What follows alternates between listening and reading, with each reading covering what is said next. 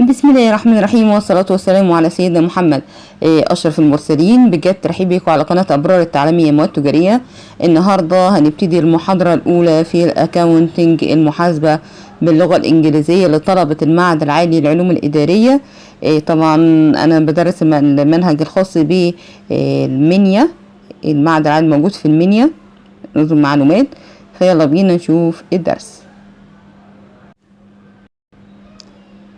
للحجز اونلاين مع اكاديميه ابرار التعليميه برجاء التواصل مع هاتف رقم التليفون الخاص بالاكاديميه لمراجعه ما قبل الامتحان وعمل معادله الدبلومات التجاريه وشرح المواد الخاصه بالمعهد العالي للعلوم الاداريه والتكنولوجيا المعلومات. ده التليفون للتواصل مع الاكاديميه. قبل بداية حل أي تمرين في المحاضرة الأولى، أساسيات حل القيود يومية ودفتر الأستاذ إزاي بعملها. أولا في بعض الأساسيات اللي بتتحط مدينة، وبعض الأساسيات اللي بتتحط دائنة، وحضراتكم أخدتوها في الدفعات السابقة. المشتريات طبعا البرشيس بتتحط دائما مدينة، ومعنى كلمة مدينة اللي هي ديت أو ديبت. وما باجي احلها وهوريك كل حاجه بالتفصيل، ما تستعجلش. هحط قبلها كلمه باي، يعني لو حضرتك هتحطها من فوق مدينه يبقى من حساب المشتريات، يبقى باي برشيز تو كذا، تو مثلا تو كاش، تو شيك، تو احمد، تو علي، ايا كان طريقه الدفع. يبقى عايزين نتفق على مبدأ ان المشتريات على طول بتبقى من فوق مدينه، وبتتحط بعديها طريقة الدفع اللي هي موجودة عندك في التمرين، كاش أو بشيك، أو بكتب بيها اسم الشخص إذا كان البيع بيتم على الحساب أو البيع بتم بالأجل. ودي شكل القيد بتاعه هو باي purchased good من حساب مشتريات البضاعة تو كاش. لو كان الشراء نقدا يبقى موجود في التمرين إذا كان الشراء نقدا أو على الحساب أو الشيك والدفع بواسطة الشيك على البنك يعني. طب لو أنا عايزة تم الشراء ودفعنا من البنك يبقى باي purchased goods من حساب مشتريات البضاعة تو بنك لو كان الشراء بشيك على البنك. وكلمة مدينة الرمز بتاعها دي ار، مدينة حساب مدين أخذ يعني، ودائنة الرمز بتاعها سي ار، يبقى ديبت وكريدت. والمشتريات والمبيعات الاتنين عكس بعض. طب لو المبيعات اللي هي السيلز مكانها فين؟ مكانها بتحط على طول في الكريدت، على طول دائنة عكس المشتريات. يبقى لما باجي اكتب القيد لو تم بيع بضاعة هيبقى بشوف تم البيع واخدنا الفلوس ازاي، بنقول من حساب. يبقى في المثال عندي لو تم البيع واخدنا الفلوس في الخزينة كاش يعني، هيبقى من حساب الخزينة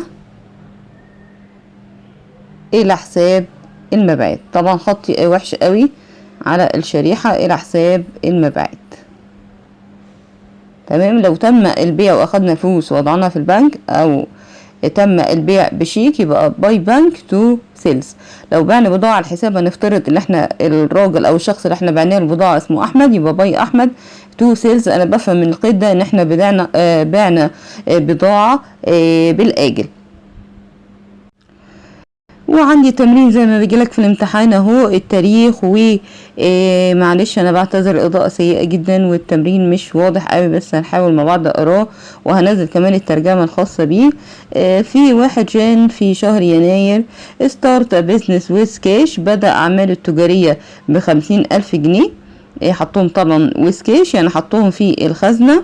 في 5 يناير purchased furniture for cash، اشترى اساس كاش ب5,000 جنيه. وفي 8 يناير purchased goods and paid cash، اشترى بضاعة ودفع قيمتها كاش. في يناير 14 طبعا ما ننساش التواريخ، purchased good from احمد، اشترينا بضاعة وما قالش هنا في المثال ولا كاش ولا بشيك، يبقى وذكر اسم الشخص، يبقى دي مبيعات آجلة. في 18 كاش سيلز، مبيعات نقدية. في 20 سولد جودز تو علي اون كريدت، يعني بيع بضاعة لعلي على الحساب. في 25 يناير بيد كاش، دفع كاش تو احمد ان فيل ستيتمنت، يعني احمد دفع الفلوس اللي عليه كاش حسب الكشف.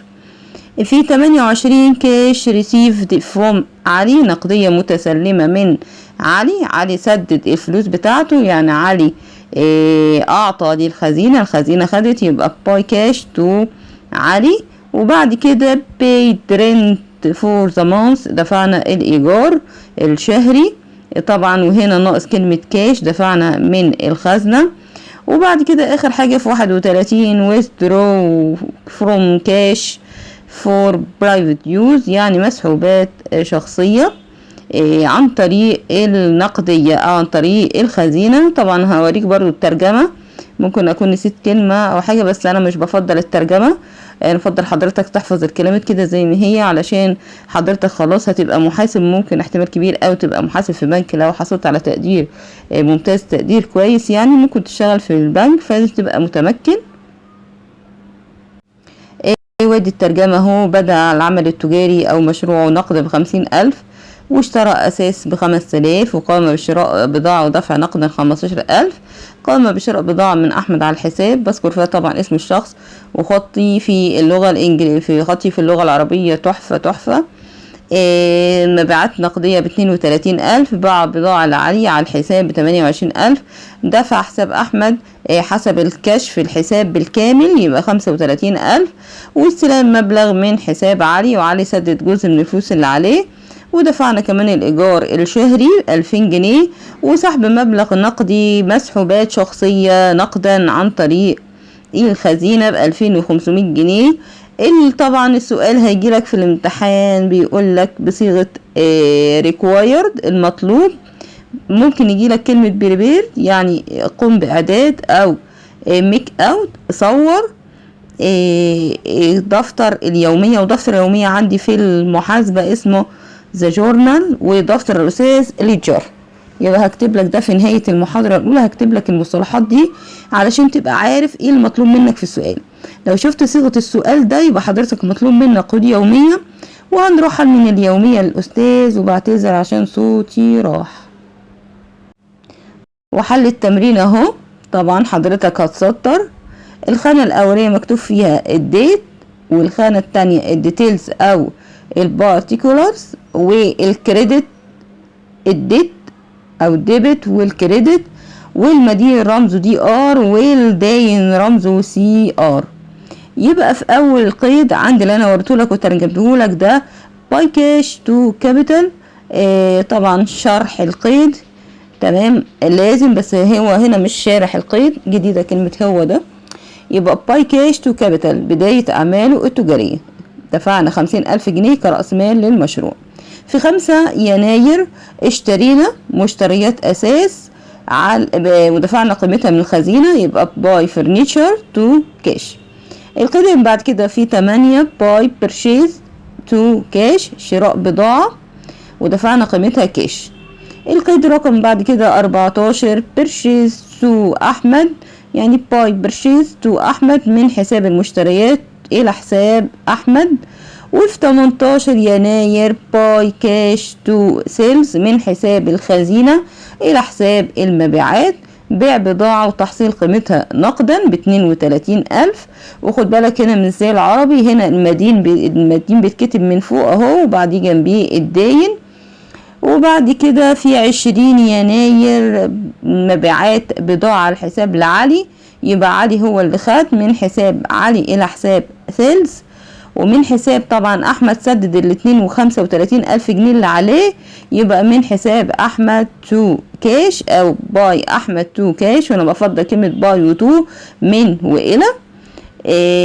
وفي 28 علي دفع الفلوس اللي عليه كاملة حسب كشف الحساب، يبقى باي كاش تو علي.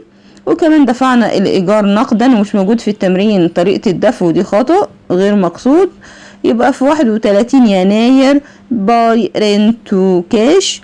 واخر حاجة في القيود بتاعتي عشان هدخل بسرعة على دفتر الأستاذ ذا ليدجر عشان نشوف بتعمل ازاي، وحضرتك مستنية رأيك في الكومنتات. في 31 يناير drawing باي drawing تو كاش، مسحوبات شخصية الى حساب الخزينة. يبقى هو سحب سحب شخصي 2500 جنيه من الخزنة، والخزنة كده اعطت، وده بيتأيد في الدفاتر. ركز معايا في النقطة دي عشان مهمة اوي، خد بالك منها. طبعا قيود الاستاذ او ترحيل للاستاذ، باخد كل العمليات المتعلقة بالحساب واسجلها في صفحة لكل حساب. بمعنى الخزينة ليها دفتر، ورأس المال ليه دفتر صفحة يعني، والاساس ليه صفحة، والمشترك ليها صفحة، واحمد ليه صفحة، وسيلز صفحة، وهكذا عشان ما اطولش عليك. خد بالك من الملحوظة دي علشان في دفتر الاستاذ هتلاحظها بوضوح. لو انا عندي الخزينة مدينة، يبقى الخزينة في الجانب المدين دي ار منه يعني او ديبت، فبحط ايدي على الخزينة. حط ايدك كده، حط صباعك كده على الخزينة، هيظهر ايه؟ هيظهر رأس المال او الكابيتال. الكابيتال خده على طول جاري، وهنصمم حساب تاني هنحطه في الجانب اليسار.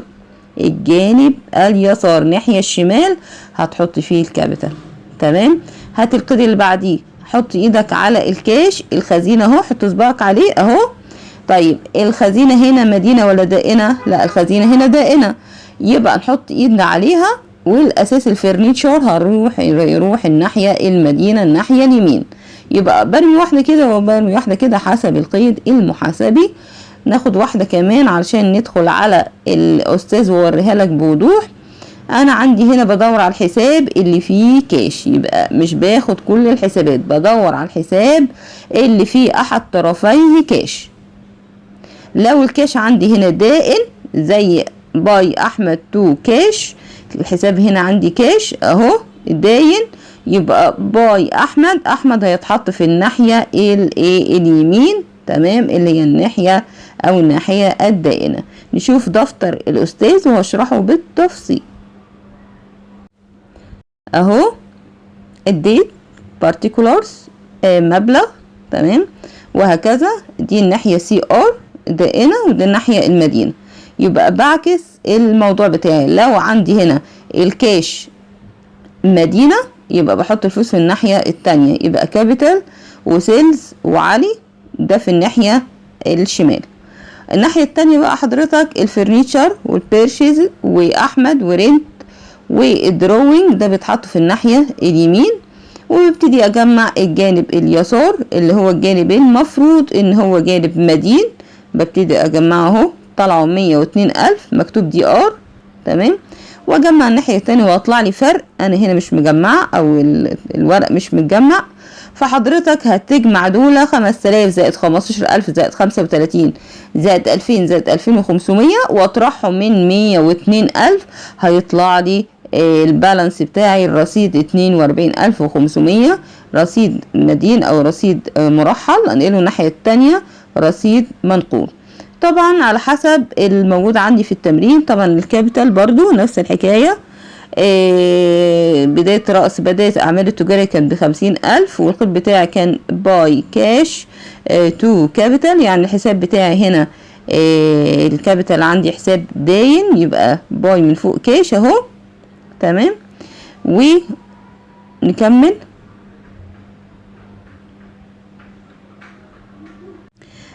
انا بعتذر، التمرين حل التمرين في خطأ انا ما اخدتش بالي منه الا دلوقتي. طبعا الكاش الموجوده قدام حضرتك المفروض مكانها الناحيه التانية، مكانها الناحيه التانية هنا، هوريها لك اهو.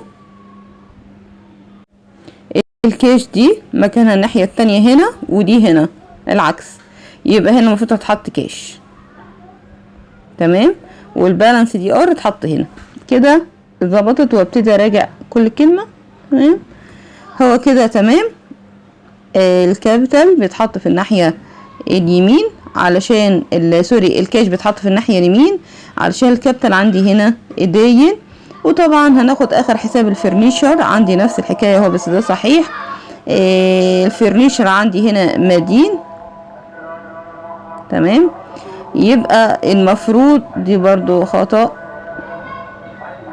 يبقى عندي كاش هتبقى الناحية التانية الناحية اليسار، ودي البالانس الرصيد الداين هنا اتحط هنا مش مظبوطه برضو، يبقى الاتنين دول مش مظبوطين. انا بعتذر على الخطأ اللي انا ما اخدتش بالي الا دلوقتي.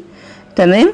يبقى الكاش في الناحية اليمين خلاص، لان لما اجي اقرا الكود كمان يبقى باي كاش تو كابيتال، ما ينفعش تبقى محطوطة الناحية دي لان راس المال ما يبقاش مدين. تمام. إيه إيه طبعا انا بعتذر عن الاخطاء الغير مقصوده كانت موجوده، وبعتذر كمان على الاصوات اللي موجوده في الخلفيه. اشوفكم على خير في شرح فيديو جديد من فيديوهات قناه ابرار التعليميه. وكنت معاكم النهارده محاسبه هبه فتحي من اكاديميه ابرار التعليميه في المنيا، وده شرح المحاضره الاولى لطلبه المعهد العالي للعلوم التكنولوجيا والعلوم الاداريه في المنيا الجديده. اشوفكم على خير، والسلام عليكم ورحمه الله وبركاته.